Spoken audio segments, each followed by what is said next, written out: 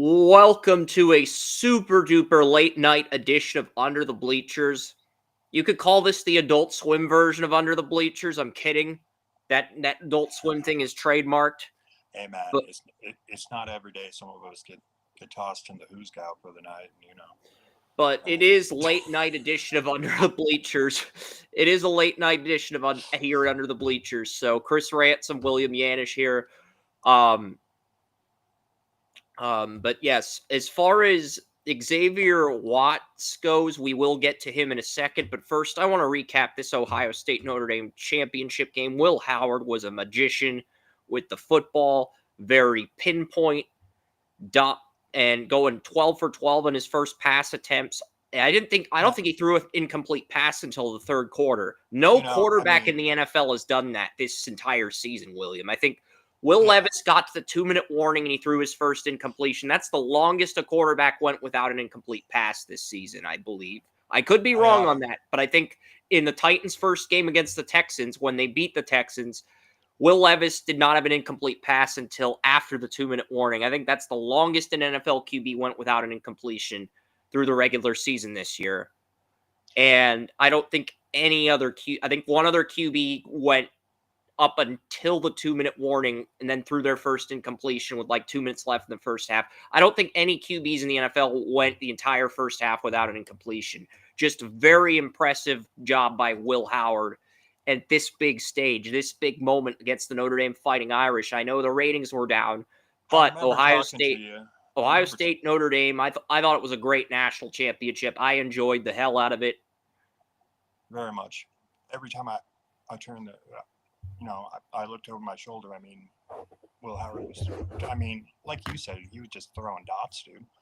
And I remember talking to you before the season, and saying I'm, kind of intrigued with this kid. I'm always a stickler on the footwork. We always talk about that, but that wasn't. You have to think he has an amazing supporting cast now, and so many of my Smith. They need to slow the roll on that hype. I mean, the kid is really good, but some of them don't put that much pressure on him. You want hell of a receiver, and then you got Amika Ibuka. John Judkins. I mean, I loved him at Ole Miss. Watching him open, but break some runs. In front of. Jackson Dart, and that, he scored 3 touchdowns, 2 on the ground, one he took off for 70 yards, and then caught one, and yeah, dude, they were obviously, and I don't know, man, I know you and all, for Chris the last few weeks was on game on your birthday and everything else versus Oregon, and dude, this is your team, man. Talk about them. Spread the love, man. Yeah, Notre Dame had a good game plan at the end, but they just got down by too many points early. And Ohio State was just money in the first half because Howard didn't throw any completions and their running game was dominating.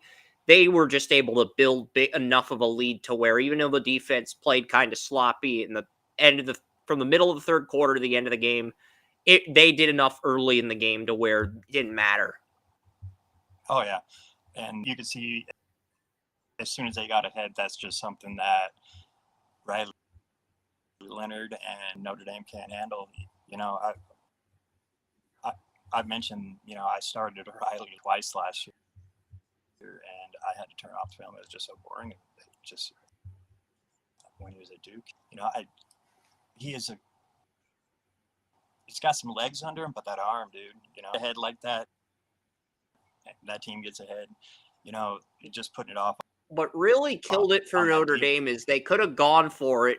They kicked a field goal and they missed the field goal in the fourth quarter. If they hadn't done that and they'd gone for it, maybe Notre Dame ties the game. Maybe we're looking at possibly a different game altogether with overtime. But that call in the fourth quarter by Marcus Freeman, it really killed any momentum Notre Dame had, because if you go for it, you get a touchdown. Then it's a 4th and 1. If you go for it and you get a touchdown, then you're possibly looking at a tie game where Notre Dame pulls off a comeback, and then you have the momentum heading into overtime, assuming you get the 2-point conversion.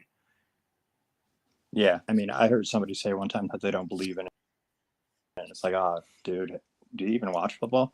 Once Marcus Freeman, the good outweighs the bad. I don't have anything bad to say about him, but that decision right there did cost Notre Dame this championship. Yeah. That's all.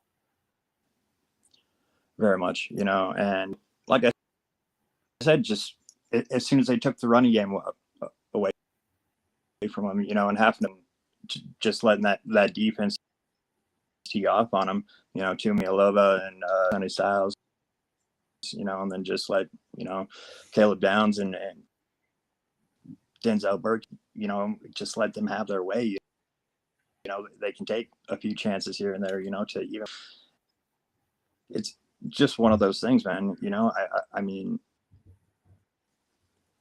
game plan, everyone, I mean, probably put, Ryan Day on such a on social media, just the way they're talking about it is can't win when it matters, and it's like, dude, that's all they did all year long was win Oregon. Yeah, and Ohio State's run defense held Jeremiah Love to 4 carries for 3 rushing yards. That's got to be an all-time low for Jeremiah Love. I'm not sure. I think he could have gotten more yards if they had utilized him more, but how much more do you utilize him if you're trying to get yards on the ground? Because Ohio State probably game planned to, okay, whenever Love's on the field, we're going to stack the box and force Riley Leonard to beat us. That was probably the very first thing Ryan Day said after they beat Texas to prepare for this game. And I mean, I like it Love, worked, but that's one. You line up all that talent in the box, dude, and just tee off on them, dude. All they have to do, and like I said, there's such a thing to where, Ryan Day and social media and stuff, it's going to put a fire under his ass, just a straight, dude. And it's like, this is obviously a great national championship, but just not one of those things where the plan was hooked and trying to make Riley Leonard, and it was just felt like dominoes right down the line, dude. And there's a ton of NFL players on this team. They had a great game plan, and one thing I got to say, is Notre Dame. They have had a great years now with Marcus Freeman coming in, and they have setting a foundation, for the future for that team, and but like better on. Yep. And do it again. And Notre Dame, they do have some good talent. Benjamin Morris and Howard Cross III, who I think got injured. Or no, it was Riley Mills who got injured, who may be going back. But they've got Cross. They've got Xavier Watts, who we're going to break down. This Notre Dame defense has a lot of talent. But I saw one of the Senior Bowl tweets today. So there's at least 4 to 6 defensive tackles who are going to go in the first round. And Nagy thinks they're all going to be guys at the Senior Bowl. I don't think they're necessarily going to be all at the Senior Bowl, but Jeremiah's right when he says this is a deep defensive tackle class. But we've known that since we did the defensive tackle rankings a few months ago when we had 5 defensive tackles with first-round grades. We've known for a while that this is going to be a good defensive tackle draft. But you want to get into some quick thoughts on that, or should we get into Xavier Watts here? I mean, we can definitely, because Tyleik Williams and Howard Cross are both in. I have both guys in the top 50 of my draft board, both defensive tackles on Ohio State and Notre Dame. I have both in my top 50. Yeah, it's definitely something where this game could have easily, been if Howard Cross and that just how they really could have gotten out of that game plan. That's really putting it on the defense, and you have the defense going up against all these lines. But go ahead.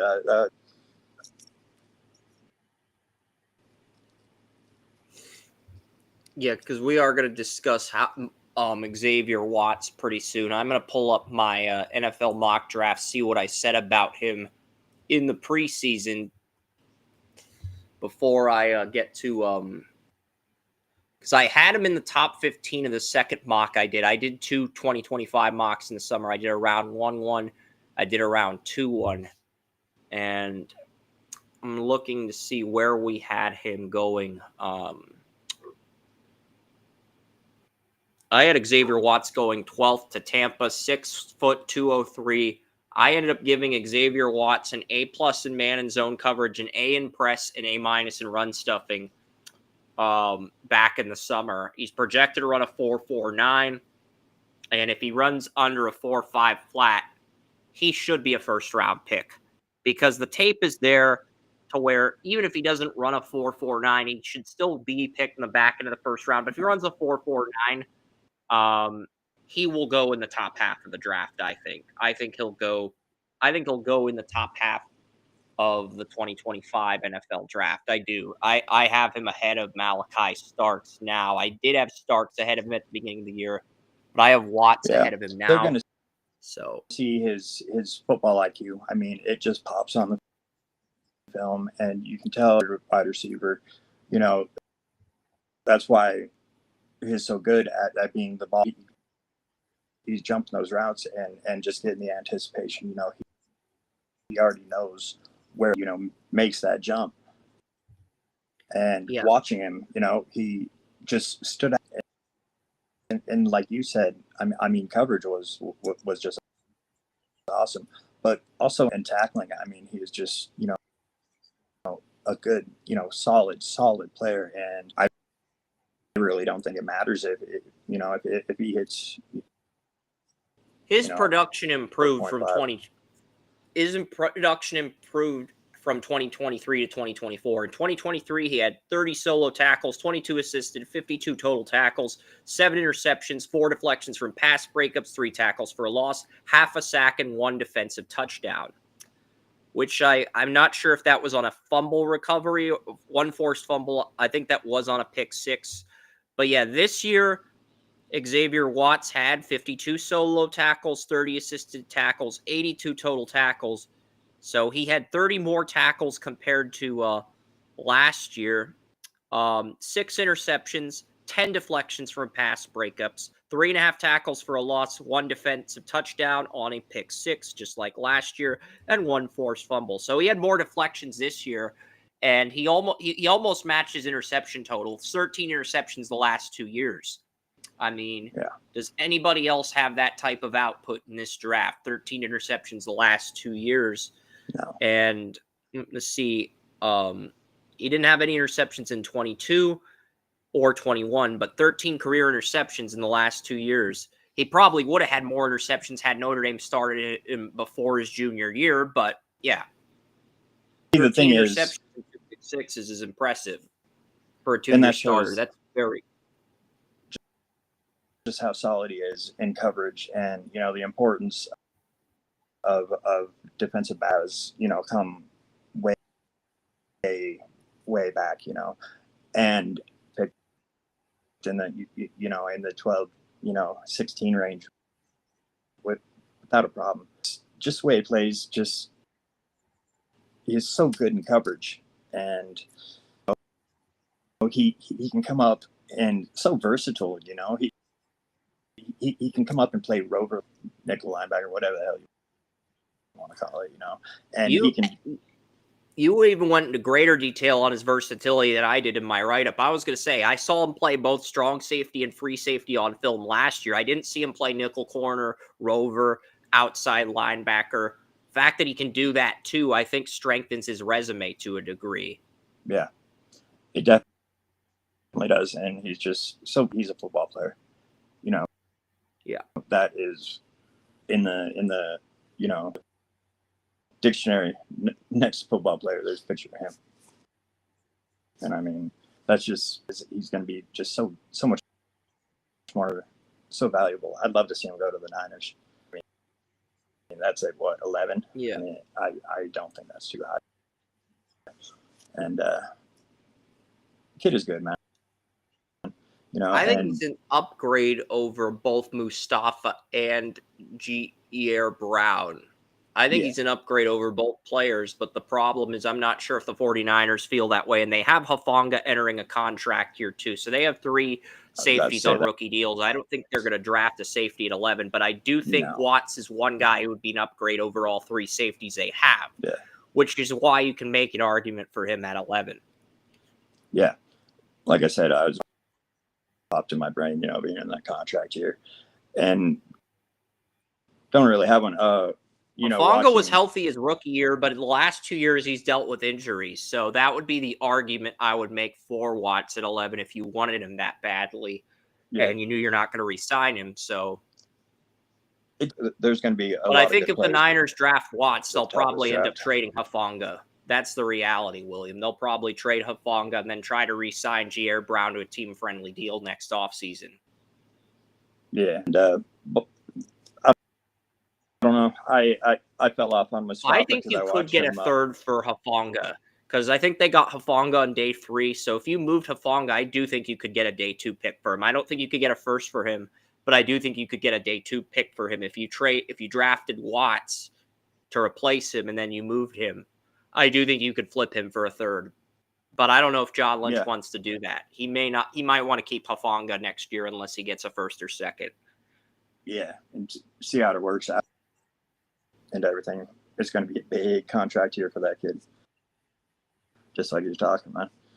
Yeah, because you got to pay Purdy, you got to pay a lot of people on that team. I mean, that's going to be interesting. But this guy would be an upgrade on most defenses. I mocked him to Tampa Bay at 13 and back in August or September. He's not going to fall to Tampa Bay in real life now because Tampa Bay's picking in the late 20s. He's not going to fall that far in real life. I'm sorry. That's just not going to happen. Yeah. I'm not trying to be a jerk to all these NFL fan bases, but Xavier Watts is not going to fall that far. And if he does, there is something seriously NFL teams. Malachi Starks is listed on the Saints at 9 and over on Tankathon as Starks over. See, 9 is a good spot for Xavier Watts if they want to get a safety. And the where is Watts projected to go? Xavier Watts is they have Nick Emonwori, the South Carolina safety, go to the Jets in round 2, and they have Xavier Watts going to Bills at 56 with a Vikings pick. That would just be foolish to let Xavier Watts fall to a team like the Bills or the Chiefs. If you let him fall to one of those teams, he's going to end up winning a Super Bowl there. Yeah. If you let him fall to the Bills or the Chiefs, he's going to win a Super Bowl. That's not – I don't think you can dispute that. Because with the talent those teams have offensively, and then to get a player of Watts' caliber, that's going to end up being a steal if that happens. Because I think he's too good to fall to 56, but – that there's not too many years where you're talking about safeties with first round grades. Like I said, that might be picking up steam. Just how I still have a first on Sebastian Castro, but Watts and Castro are both going to be at next week's Senior Bowl. So that's going to be the one to tune in for. I agree. We might do a Senior Bowl show next week because we really don't have any more football content, but the Shrine Bowl's next Thursday and the Senior Bowl's next Saturday. Yep. So Shadur's going to be playing in the Shrine Bowl. So I think that's what we're going to end up covering next week. What else should we add to this show before we sign off? Oh, well, I don't know, man. It's been 2 weeks, we got a new president. Social media lit up on that again. I watched the inauguration. It was actually a very good inauguration. Smart ones that actually probably the most entertaining inauguration. And I know Zuckerberg, he got into some trouble for Miss Bezos some trouble. I'm not going to go into details on that. No. I don't think it's appropriate if I go into details on that. what No. what But he Zuckerberg did got was popped, hilarious. Yeah, pop. Let's change the subject. Zuckerberg got popped. He comes out and says, "Oh, but I'm," and it's like, and then then there's the inauguration and Trump signs, over censorship, and that's like, no, you you were already just trying to get out there first and say, oh, hey. Yep. That's like, somebody asks for your resignation, that means you're fired, but you better write that paper, be honorable about it. Well, that's Zuckerberg, man, and I want to know when they're going to let me out since fuck, I didn't do anything. Oh, I didn't mean to say that. Yeah, for PG-13 rated. This is my show. Yep. Fuck it. Yeah, I'm not going to say.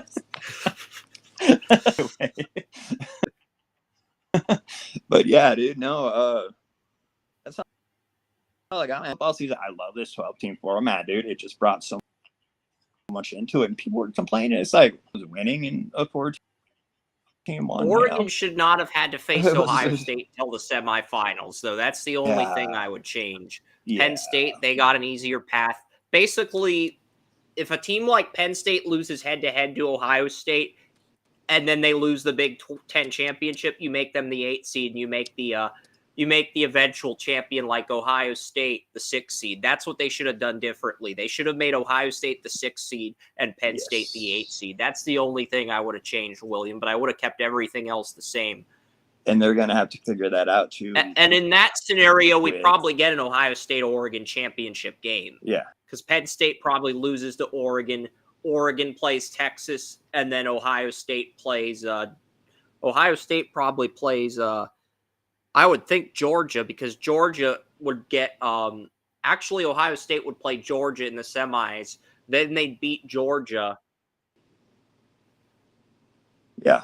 Ohio State would play Ohio State would play Notre Dame in the semis, because Notre Dame was the 7th seed, and Notre Dame would still beat Georgia, but Ohio State would get Boise. And then Ohio State would beat Notre Dame, and then it would be Ohio State versus Oregon or Texas in the championship. But I think Ohio State still would have won, even if Penn State was seeded 8th. I don't think anything would have changed, just who Ohio State beat in the title game. But Alabama, they may have played Oregon for the title, and it would have made the ratings better, I think, William. That's all. If they played Oregon or Texas for the title, the ratings would have been higher than what they are. Yeah. Yeah, and that's the thing they're obviously going to figure out. Because of ratings, they want those maps to be. They went down this year, so I feel like they got to put. You don't just give the Big 12 runner-up the 5 seed or the 6 seed. You don't do that. If the Big 12 runner-up, like Penn State, loses head-to-head to Ohio State, and then they lose to Oregon in the Big 12 title, you give Ohio State the 5 or 6 seed, or you give Ohio State the 6 seed, and then you move Penn State down to 7 or 8. And Notre Dame down to 7 or 8, and that's how you go about it. Yeah. Because that would have made the playoff better, I think, in my honest opinion. The ratings would have been higher if they had done that. But they'll figure that out through trial and error, William. That's not something we need to harp on. But they do got to figure that out moving forward. Well, yeah, social media is just lit up with it. They got to figure in the fans into the because the last few years with social media, the fans have become in control of, and it's like, and they're going to make the playoff 14 teams in 2026. So that's the thing. After next season, they might make the playoff 14 teams, and only the SEC and Big Ten champions would get buys. Yeah. 14 wouldn't be bad at all either. It's the point that,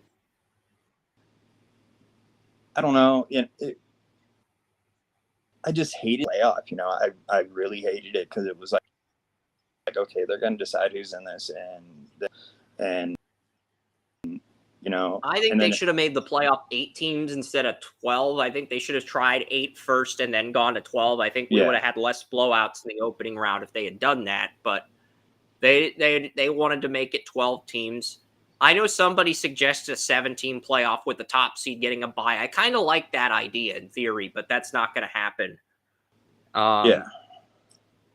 And I think the ratings were down. You had the inauguration, you had the playoff going into the third week of January, and people just don't like that. Also,